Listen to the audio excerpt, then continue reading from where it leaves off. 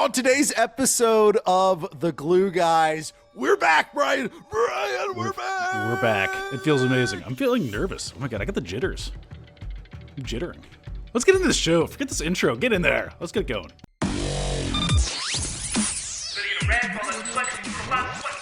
Welcome back to The Glue Guys. This is Mike here. Say hello, Brian. Hello. Check us out It's flat. on Twitter at BK Glue Guys. NetsDaily.com. I don't know if we're still technically part of The Athletic, which is a subsidiary of the New York Times. We're still trying to figure that out. Brian, Nice. how are you? I'm good. Mike, it's good to see you. Good to be seen. Yeah, it's been a long time. Too long, really. Yeah, a lot has happened in our lives. Do we owe an explanation? We don't, but for the sake of content, we could.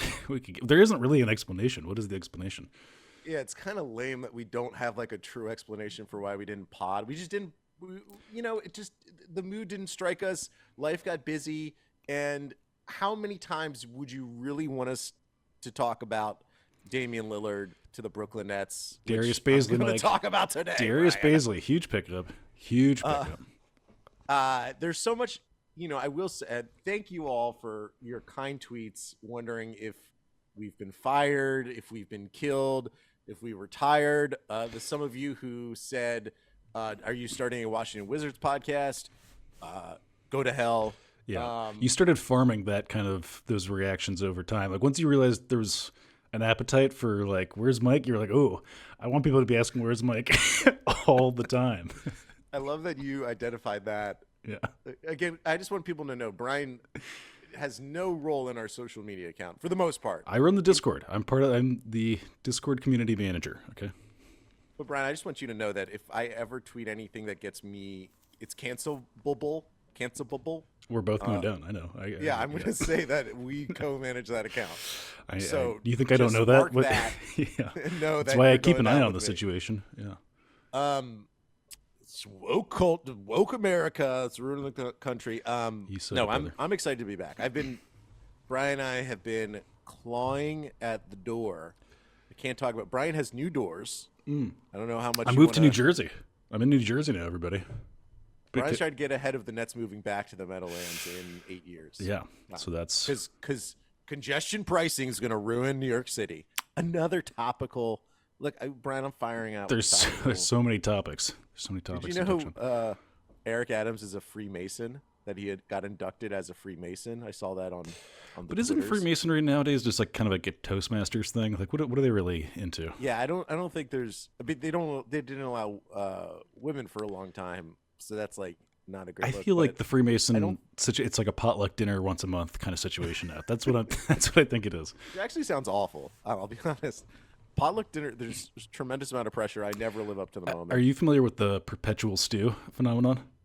No. There's a social media phenomenon that was months ago, but so not a phenomenon anymore, a fad really, if we want to call it that. But it was people who are making perpetual stews, which is if you keep a stew at a very low temperature or whatever, you can just kind of keep it there forever, and you just have like people come in and like come to your house and add things to your stew, and then. Yeah, and that was trending. Like the perfect Brian Egan phenomenon. This was like your. I do like food. I like food. Social media. Anyways, Mike, what about the Nets? Are we talking? No, let's not talk about the Nets. The Nets. We will talk about the Nets today. And thank you all for stuck by us through thick and thin. We are going to podcast this year. I alluded to the fact that we may not be part of the Athletic. I work for the Athletic still. I'm not getting fired, at least as far as I know. But this pod may be detached from the greater Athletic apparatus, or it may stay in. We're still trying to figure out exactly how this will work. No, we're like Sandra Bullock in Gravity right now. We are floating in space. Hopefully we're not George Clooney. Wait, which one? Who's more in George floating? Clooney's the guy who floats away. He floats away. Okay. Spoiler alert. Shoot. Already Not had again. it. Yeah. Already. Shout out Mina Kimes, one of our favorites. Mina, I think, is on paternity leave. Well, not paternity leave. That would be something. On maternity leave. Congrats to Mina. There was a beautiful video that her colleagues at NFL Live did for her about, congratulations, all this stuff. I'm very excited. Yeah. We'll be sending her some Glue Guys gear. Don't you worry. She will get that coming up right here. Brian, can we talk about the Nets? Yeah, I think we probably could. It is funny. Okay. When we last potted many, many months ago, Damian Lillard to the Nets was a thing. Mm-hmm. We took a long pause. Yeah. We took a break. We went on strike for the WGA. We joined our brethren That's right. and fretherins in the WGA. Those are our friends. Okay. So, not quite brothers, but friends. Sure. Our fretherins in the WGA as they gone on strike against big tech, and we won. We won the battle. This show cannot be recreated via AI, or can, but like we get credit. We'll for be it, using which AI. is Yeah. really what we Hell want. Yeah, we use AI. And Damian Lillard to the Nets is still potentially in the air. Now, I have not talked to you about this, Brian. I have not checked in with the great big brain of Brian Egan about this exact topic. Brian That's crosses his eyes for the YouTube. audience. Smash I that gotta say, subscribe. I'm going to guess that you're that you have not changed your mind one bit, and you may not know or remember what your mind What was made up on the Damian what was my mind side again? of things. Yeah. The basic framework is it's not going to take everything the Nets have to get Damian Lillard if they wanted to get him. The Toronto Raptors are allegedly in the driver's seat, but that feels like some just narrative that was floated out there. Where are you at right now? I remember where my mind was, and it's still there, which is Where that is it? I don't want to be trading for star players anymore. And this is like there's two versions of this, right? There's the engaging with the topic version where we're like, oh, like Damian Lillard, what do we have to give for him, and so on and so forth. And there's the not engaging with the topic version, which is like, I'm just spoiled from the last couple of years where star players just signed on the dotted line in free agency, and it didn't cost us any of our amazing young players or any of our draft capital, and it was awesome. So that's what I've been spoiled. I'm conscious of that, and that's what I want going forward. So I don't want to trade anything for Damian Lillard, especially, and not to get too much into the weeds. Now I guess I'm engaging with it a bit.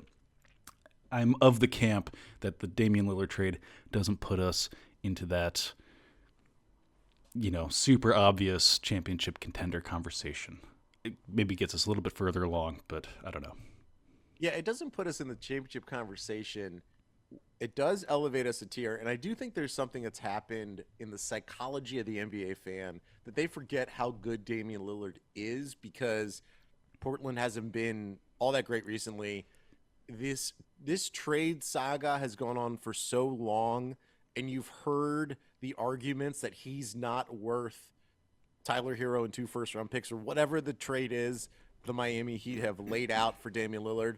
Everyone mentions that Lillard is 35 years old and has a small guard. You can fall off a cliff age-wise, and he's going to be making like $60 million in 2 years. And I understand all of that. I want to vouch for Damian Lillard. What will happen is if he gets traded to the Heat, it's going to feel pretty amazing for the Heat, their fans, and basketball in general to be reminded of how good Damian Lillard is. And I think if he got traded to Brooklyn, we would feel pretty good after watching just one game. Because what Damian Lillard is Kyrie, but like a reliable person. I was about to say a good person. Kyrie, I don't want to say Kyrie's a bad person. I will say his logo is horrible. I don't really understand it. I am so disappointed. It's like four lines. I don't get it. Yeah, it's a K. It's a backwards K. It's smushed together. Listen, if you are the king of conspiracies in the NBA, you have to be bringing. I want like the one thing I would love from Kyrie. Like, there's a lot about Kyrie I don't like, and I'm sorry we're gonna talk about Kyrie for a second, but this has been burning in my skull since I saw his logo released by the Anta. Is it Anta? The Antifa shoe company. Okay, is that really what it's code for? That's the conspiracy. Could be. I actually think it's a Chinese company. Yeah, but it is. If you're the guy that Brian and I have picked over his Instagram for years. Why are you throwing me into this? This is where I have picked over his Instagram for years. Yes. And we had to pick apart different elements of it to try to understand the mind behind the guy who posts like Egyptian hieroglyphics and then a clip of Alex Jones and then a clip of someone else who's like Jason Whitlock and then just keeps it moving, right? Yeah. your logo should be so intricate and unapproachable that I need to sit down with Dan Brown, the author unapproachable? of, huh? Unapproachable, you said. That's an interesting. Unapproachable in the way that like I can't even begin to sort of pull back the layers of understanding the depths of what this symbol means. Yeah. Instead, the symbol that he brings to the table that he definitely approved. You want like the is cube. A K and a K. You wanted two Ks. The cube thing in Hellraiser. That's just like all these little parts that just. Yes. Yeah. I want a logo that isn't even 2D. I do want a physical, like every bit of shoe has like a spinning cube. Right. That takes, could potentially open a portal to hell. Watch Westworld? I tried. Did a couple episodes. Yeah, I know. I understand what you're saying. But there's the element of like when they would like get into like there'd be like a maze element inside of a piece of a robot or something. That I need that from Kyrie. Like if I need anything from Kyrie at this point in my life, my relationship with him, that's what I needed from Kyrie. Maybe that is still there. It's hiding in plain sight. It's like one of those Indiana Jones type puzzles where it's just like it's like a rock face. So you just have to push. It would be a good TikTok for us to do like to try to like take it very seriously about making the Kyrie symbol like an occult, the symbology of it, and try to unpack it. Yeah, it's like the name of the real killer of the JFK is in Kyrie's logo, and we just have to like decipher it. Yeah. And his name is KK. Who is that? Anyways, I don't know. Do you have someone in mind? No, I'm trying to think of all the Kim Kardashian. Carrie Kittles. Carrie Kittles. Yeah, Carrie Kittles. There you go. So a while before I had this Kyrie thing, a passionate defense of Damian Lillard. The Nets should not trade for him, and here's why, Brian. Have you looked at what the 2025 free agent class is like in the NBA? I'm sure you pour over. I think I've stumbled across it before, but you might need to remind me. Yeah. Giannis, Donovan Mitchell, Jason Tatum, Paul George, Kawhi Leonard. I put Drew Holiday in there just because like he's attached to Giannis. I know that's like when you say the last name, it's never should be on the list, but you need to build out the list a little bit more. 2025. Here's why that's important. Okay, that's when Ben Simmons' contract is over, and here's who the Nets would only have on the books. Mikal Bridges at about, I think, like 20 million, right? 25 million. Cam Johnson, about 25 million around there. Dorian Finney-Smith has a player option at like 14 million. And if they re-sign Nic Claxton or Spencer Dinwiddie or both, those contracts are going to be around $20 million a year. Okay? That's a bundle of $20 million contracts, 2025, that will end at that time. The new the new NBA TV contract will come through. They are doing a smoothing out process, but the cap is going to raise 10% every year, basically for a few years, starting in 2025. The cap will raise next year, so we're still 2 years away. Long and short of it is, the Nets are positioned to do what you want them to do. You want the world where a free agent walks in the door, puts on the black and white Brooklyn Nets jersey, and we don't trade any assets. And I think Damian Lillard would help bring that person in the door, but his contract is so large that person coming through the door can't fit in the door. Can't fit in the door. Can't fit in the door. It's a Willy Wonka situation, you know, where the blueberry person. And the other question, though, is for us and for the fans, are we willing to do 2 years of 36-win basketball, Mike? Because that's what we're staring down the barrel of right now. I mean, I propose the middle path.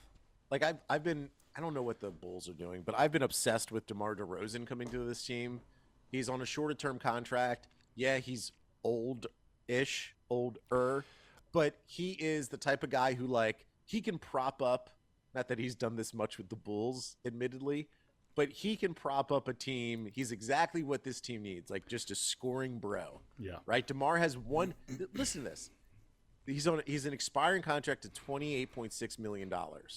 That's a quick, hey, we package a few things together on the net side. You guys get Royce O'Neal and Dorian Finney-Smith. It's a three-way trade where the Bulls are getting young assets. Cam Thomas. We'll talk about Cam Thomas in a sec. And the Nets get like a DeMar DeRozan type who can be the bridge leader until we get to the 2025 time frame. Can I qualify something with what you just said? 'Cause I'm reminded of a comment from the last months and months ago that's stuck in my craw. I get one guyed. Are you familiar with the term one guying? Somebody, it's like one guy on Twitter, one guy in the YouTube comments that you fixate on. Sure.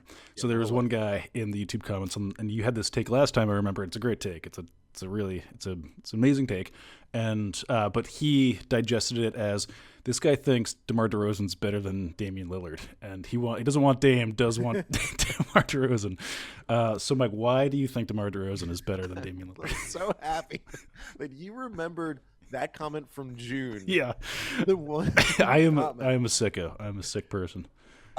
Lillard is making $45.6 million this year. Mm-hmm. And then by 2026, 2027, we talk $63.2 million. DeMar DeRozan is making about $15 to $20 million less this very year, and then his contract expires.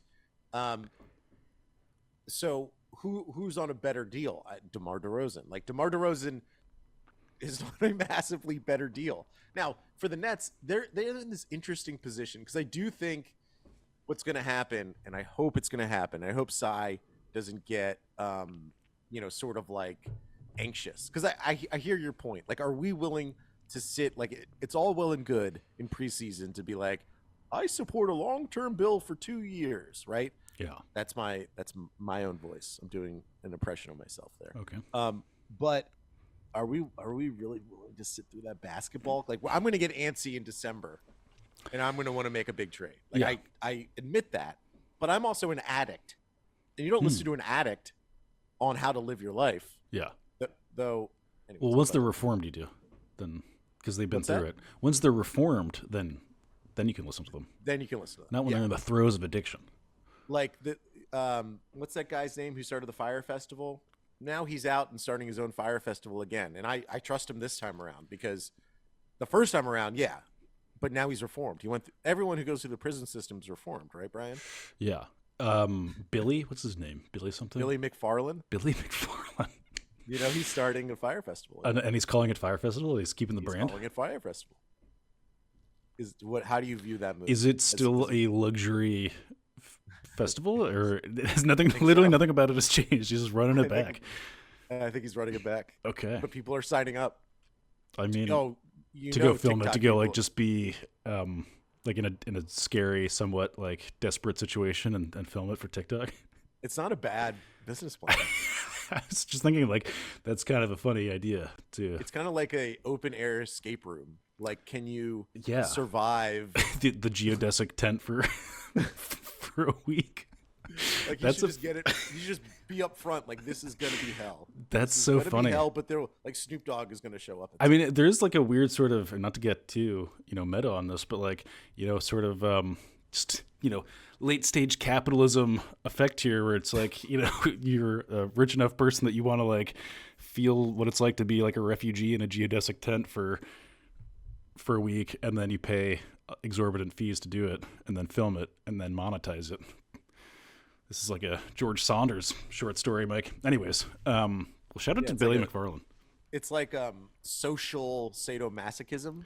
Yeah. Right? It's like you're treating yourself badly for enjoyment, but not. Yeah. Right? Am I saying that right? I think so. Is that what sadomasochism is? Social sadomasochism. Yeah. Wow. That felt smart. We're going to have a senior thesis cooked up here in no time. I don't know. I don't think the Nets are in this. I don't think the Nets are realistically in this. In this? What do you mean? In the bidding? In the Fire Festival. No, yeah, in the bidding. Like, it would surprise me if the Nets are truly offering anything. Like, I think, sure, there's a price point where they're like, we have to do it, but I don't think the Trailblazers are like, that price point's maybe like Spencer Dinwiddie, Royce O'Neal, and some first round picks. Mm-hmm. But it's like, why are the Nets would know that like that's not even a realistic offer. And the hard thing for the Nets is like the tier above, which is offering Ben Simmons and a bunch of picks, is kind of unappetizing at this point, unless if they are convinced.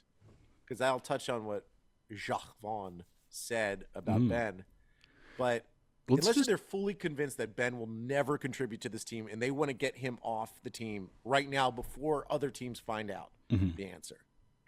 I mean, I feel like other teams already have that answer, and we're the only team that's still like trying to figure it out. That's that we are holding the bag.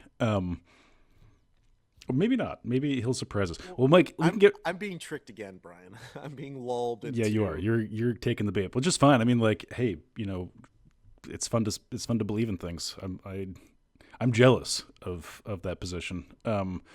We can get right into the Jacque Vaughn things because I also saw those quotes, and Jacque Vaughn and Ben Simmons have an interesting relationship. Like, they have a unique and odd, maybe contentious relationship, and I like it.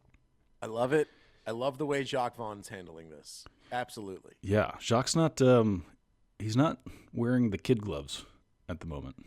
Yeah, and because it's like, so Ben is this mystery box. He has been for so long. He was a mystery box when he was very good, when he was an all-NBA defensive player, when he was thought to be one of the best young players in the NBA. He still was this sort of like unknowable, what the hell is going on with this guy? Even though he's on social media a bunch, it's like everything, like he takes like my social media life in terms of my basketball ability is so dramatically different than what it is on the court.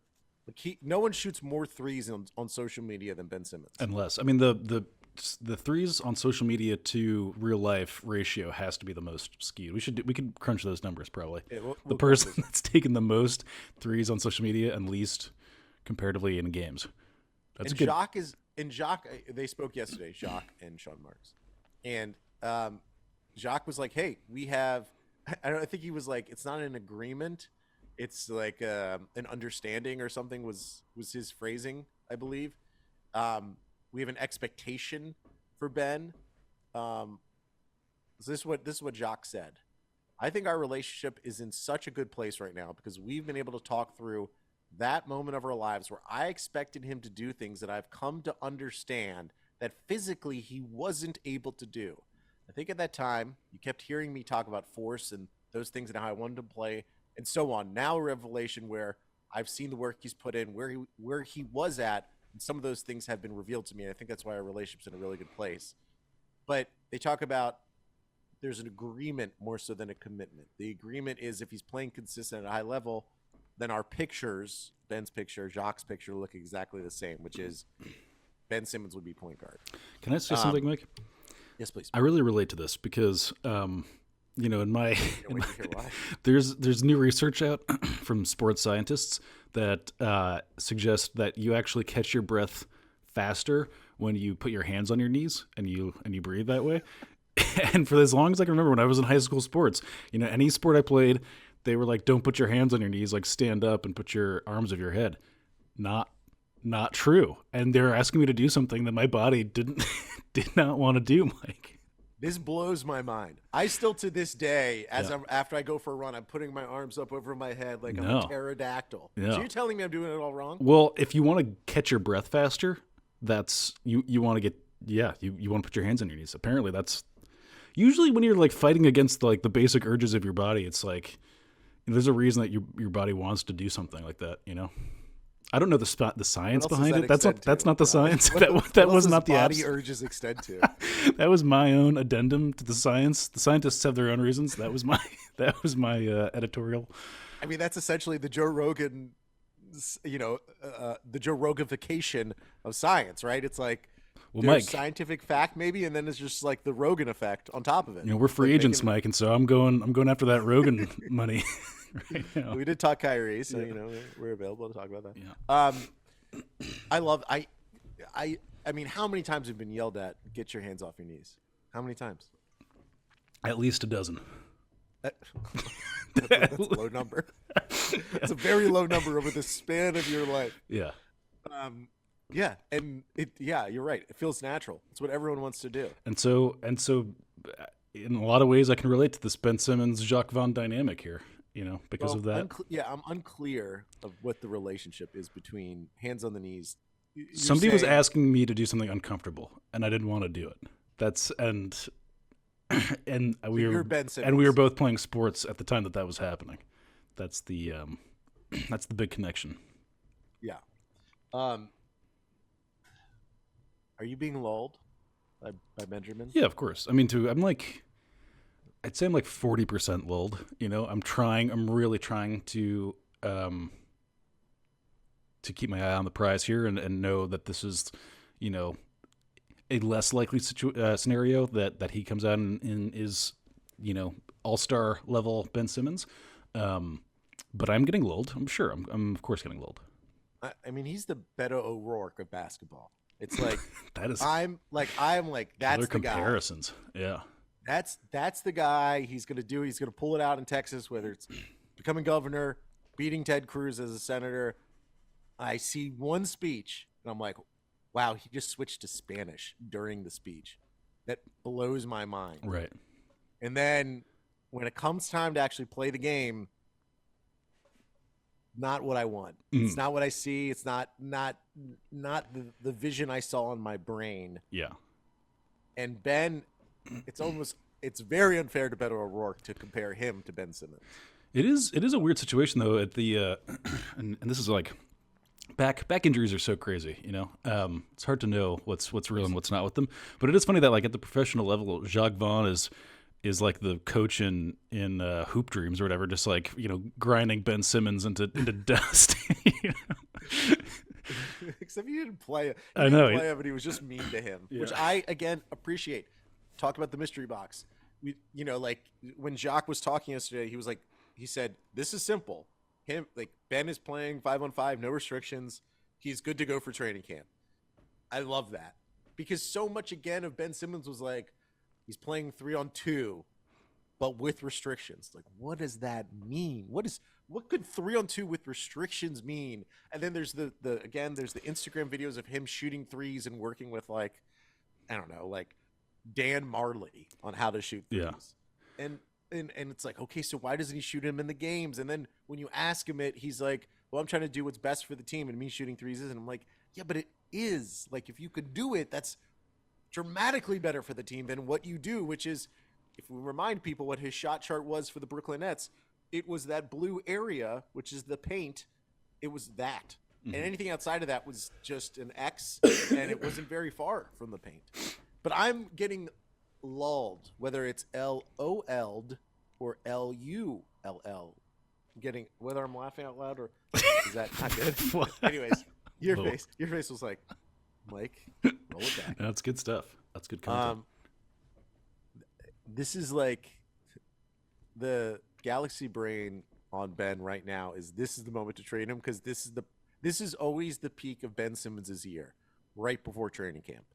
Right before training camp, it's like, I've never been in better shape. I'm feeling healthy. I've been working on my shot.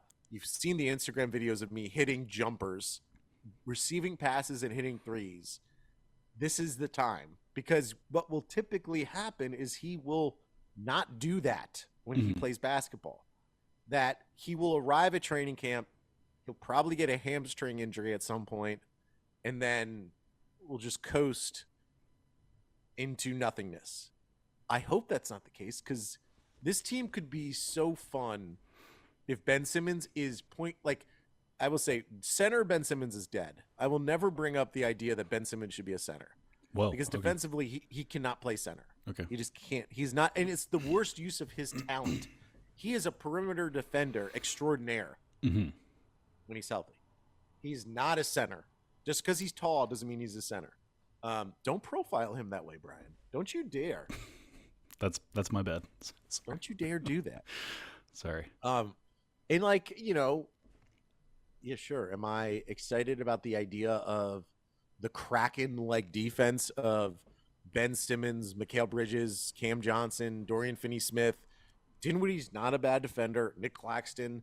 I mean, offensively, again, the biggest question will be Claxton, Ben Simmons together. I'm getting lulled. I'm getting pulled in. You're getting lulled, I can tell. But I will say, in terms of like being a not great team or sort of like middle/below middle of the pack team, I do like that we at least have some kind of identity. on paper going into the season of just a defensive powerhouse. It's one thing to be, you know, like teams who are truly bad struggle to have like, do you do like one good thing, and we should be good defensively. We should be really good, and that's a thing. That's one really good thing to be.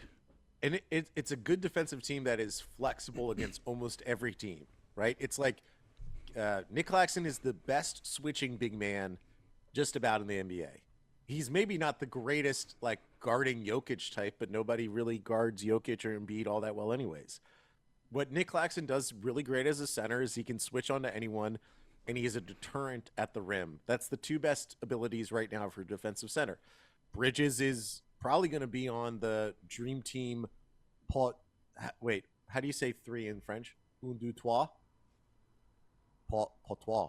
Patois? Because the Olympics is going to be in France. Okay. I'm trying to work on my French accent. How was that? Was that it was good? beautiful. I liked it. Bridges is going to get called up to the LeBron squad for the actual Olympics because he was the best player. He's like, at that level, he's like the best glue guy, or like, hey, call back to the name. This is the name of the show. Call back to the name of the show. I mean, he was really, I don't know, Christian Winfield, shout out, had a nice little thing about Mikal Bridges' FIBA tournament stuff where he kind of cemented himself as the second best player, I guess, behind Anthony Edwards. Hit that crazy shot. Did you see that one shot that he hit? What's that? Bridges? The free throw miss to turn around three in the corner. It's just it was like part Ray Allen. Yeah, so crazy. It was incredible. And I was feasting on that while we were not potting. I loved every minute of looking at the stat line, watching the games, and being like, Mikal Bridges does not miss. He's the second most important player on the team behind Anthony Edwards. And Anthony Edwards had bad games where Bridges like didn't have a bad game. Cam Johnson, I don't want to talk about, he didn't, ended up not living up to it, but that's okay. He doesn't need to live up to it. You're soft on Cam Johnson. You're just rolling out the red carpet for him. I was so hot. He had like 2 good games to start the FIBA World Cup, and then he totally tanked. And I was about to be like, the Nets are gonna win the championship, and then it just didn't happen for me in that way. I don't know. I think this was a vibe show. We're coming back. This is very loosey goosey. Next time it'll be incredibly regimented. We'll have timestamps on every talking point. A lot of data to back all of our arguments up. It'll be different. Well, just set the table. I love a good table setting. The Nets play preseason games in 2 weeks. Yeah. Monday on Columbus Day, or Indigenous Peoples Day. Let me set the table big time for you, Mike. We're going to be potting at least once a week, oftentimes twice. But here's the other thing. If you don't join the Discord, you're not going to know what the dirty stream is, which is me streaming games on Twitch, and we all hang out, and it's the funnest place to watch games. It's our little community. If you're not doing that, I'm going to be streaming as much as humanly possible, probably all the preseason games, and a lot, and basically try to get all the regular season games in too, and then huge playoff run as well. But if just to set the table, we're producing Nets content again this season, Mike. We're not going anywhere. Nothing changes. We're going to Piscataway and Rahway. Yeah. And we're not fucking leaving, Mike. It's Wolf of Wall Street energy. Big time. Which I just started watching again. Fantastic. Started watching Wolf of Wall Street? Yeah, like I haven't watched it. It's like one of the movies now that's like top 10 Netflix. I was like, it's a funny thing to say, like watch it. Like I started watching it again as if it's like a 2-hour-long movie, right? Yeah, it's like 2.5 hours. Yeah, that's how, well, my life as a parent, it's like there's only so many times you could put Wolf of Wall Street on the TV that the kids aren't going to see Leo DiCaprio doing cocaine. One of my favorite stories is how you went with just you and your mother-in-law to go see Wolf of Wall Street by yourselves. It's just a classic 11 a.m. showing in Chelsea, New York. That was 11 a.m. I forgot how the movie begins with him doing cocaine from the butt, in the butt. The butt. Yeah. And I was like, I think I moved. You nudged your mother-in-law like, I love this part. This is my favorite. Hey, you gotta watch the way Leo goes down on this chick. Oh God. Hey, Anita, check it out. Anyways, yeah, it's that was one of the roughest experiences of my life. Though, Yeah. I think because my mother-in-law neither of us walked out of the theater and we stuck to it. We bonded even What do you mean greater you than stuck before. to it? Like you just pretend you did the normal talk We about the just movie. kept it rolling. We Yeah. allowed the movie to wash over us Right. individually. She kept saying things like, "Oh, I remember those days." I was like, "Anita." No, she didn't say that. That's a Classic. Lesson. I mean, here's the assumption. thing. Huge props to you and your relationship with your mother-in-law to just be going to watch movies in general alone. That's next level. Oh yeah, I think we're gonna go to the National Portrait Gallery together soon. Oh, and okay. have Indian food after. Whoa. I have a very close relationship with my in-laws. Yeah, that's cool. Isn't that cool? I mean, it's not cool, but it's I mean, it's like great. It's nice. It's very sweet. odd. We love that. Yeah. We love that. Yeah. Try to This be is a nice safe person. place. Yeah. Sorry, I try to be a good person. I'm being off that. I mean, kill me, bro. do you want me to lie to you? It's not cool, but it is good. Those two things can be. Well, that's a good segment. Yeah. Not cool, but good. Yeah. We can figure something out. We are gonna do. The bits are gonna come back. We'll do all the bits. I will say, I'll tweet this out obviously, but mailbag pod coming up. Anything, obviously, you can ask us where the hell we've been, all the way up to like the little bit of minutia. I think I'm gonna do a 25-hour solo Cam Thomas pod where I just talk about all these people on Twitter who think Cam Thomas is the answer. Yeah. This season, I'm gonna tell them they're wrong. We'll have previews. We'll have guests. Games, prizes. Huge prizes. Dunk tank.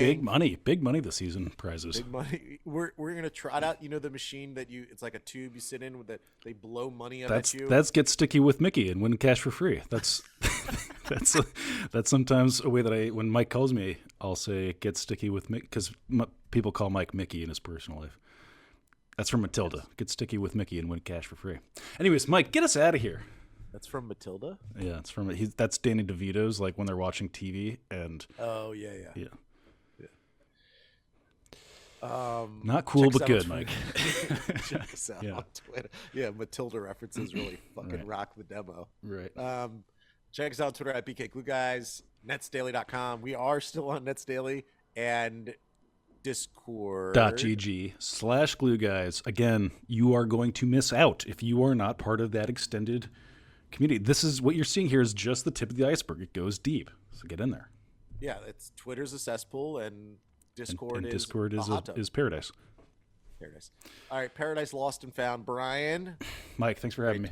Great to see you. All right.